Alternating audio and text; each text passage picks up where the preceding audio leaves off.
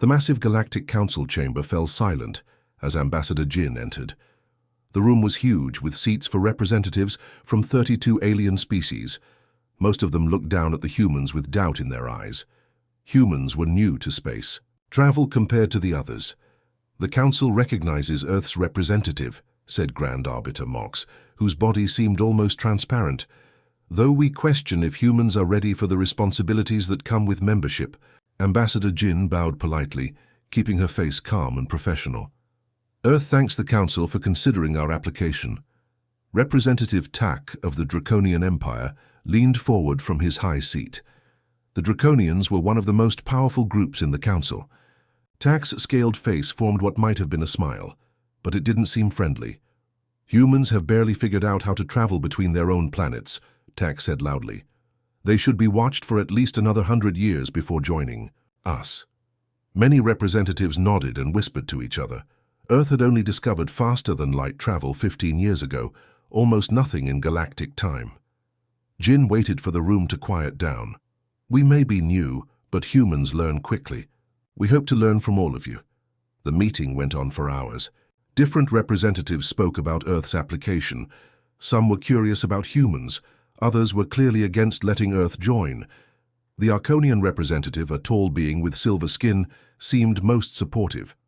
"New perspectives often bring innovation," the Arconian said. "Perhaps humans have something to teach us as well." Tak snorted at this idea. What could they possibly teach species that have traveled the stars for thousands of years? As the debate continued, Jin noticed how the Council worked. The older species, like the Draconians and Arconians, had the most influence. Smaller or newer species usually stayed quiet unless directly asked to speak. After much discussion, Grand Arbiter Mox raised all 4 hands for silence. "The Council has decided. Earth will be granted provisional membership status. Ambassador Jin will represent human interests while we evaluate their readiness for full membership." This was better than Jin had hoped for. Many species waited decades for even provisional status. She bowed again. Earth is grateful for this opportunity. As the meeting ended, Jin and her small team were shown to their new offices in the Council station. The station itself was amazing, a massive structure floating in deep space, home to thousands of beings from across the galaxy. Han, Earth's military attaché, rarely spoke during diplomatic meetings. His job was security and gathering information. As they entered their private office, he closed the door quickly. "Ambassador, something isn't right," Han said quietly. "The Draconians are planning something." "I have seen their military ships moving near our solar system." Jin frowned. "Are you sure? That would violate several Council laws." Han nodded. "My source is reliable, a Centaurian named Zhou who works in shipping control. He showed me the flight paths. They're mapping our defenses. The Centaurians were known for their honesty. If a Centaurian was worried enough to share this information, it was serious." "We need to inform Earth," Jin said, moving to the secure communication system they had brought. The quantum encrypted line couldn't be broken, even by the most advanced. Council Technology Director Kang appeared on the screen, her face tired from long hours.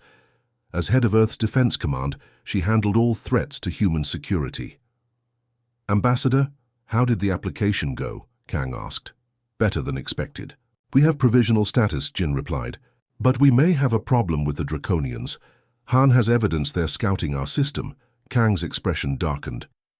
"That matches our own observations. We've detected unknown ships at the edge of our scanner range." Jin lowered her voice. "What about Project Thermopylae? How soon?" "We need more time," Kang said. "The ship is built, but we're still testing the new shield technology. If the Draconians are planning something, we need to delay them." Jin nodded. "I'll do what I can here. The Council has laws against aggression against member species, even provisional ones." "Be careful," Kang warned. "The Draconians have been in the Council for centuries. They have allies and influence we don't." After ending the call, Jin looked out the window at the stars. Earth was just one tiny dot among millions, newly discovered by the galactic community. Most Council species thought humans were primitive, barely worth noticing. Maybe that was an advantage. No one expected much from humans.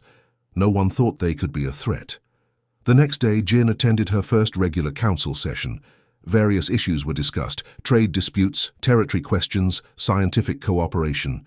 Jin stayed quiet, watching and learning how things worked. After the session, the Arconian representative approached her. "Ambassador Jin, I am Representative Min. I wanted to welcome you properly to the council." "Thank you for your support in yesterday's vote," Jin said. Min's silver skin reflected the light as they walked.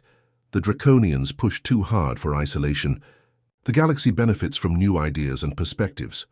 "I noticed they have many allies," Jin commented. "Fear creates allies," Min said. "Many smaller species fear the Draconians and vote with them to stay safe. But not all of us are so easily intimidated."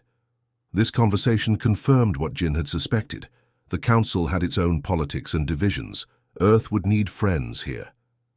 As they parted ways, Jin saw Tak watching them from across the hall. His reptilian eyes narrowed. The Draconian clearly didn't like seeing Earth making allies.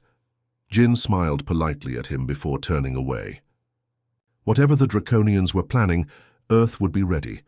They just needed time. 3 weeks had passed since Earth joined the Galactic Council. Ambassador Jin stood in the center of the council chamber, her face serious as she pointed to the large screen behind her. "These sensor readings show Draconian ships in Earth's territory 3 times in the past month," she said.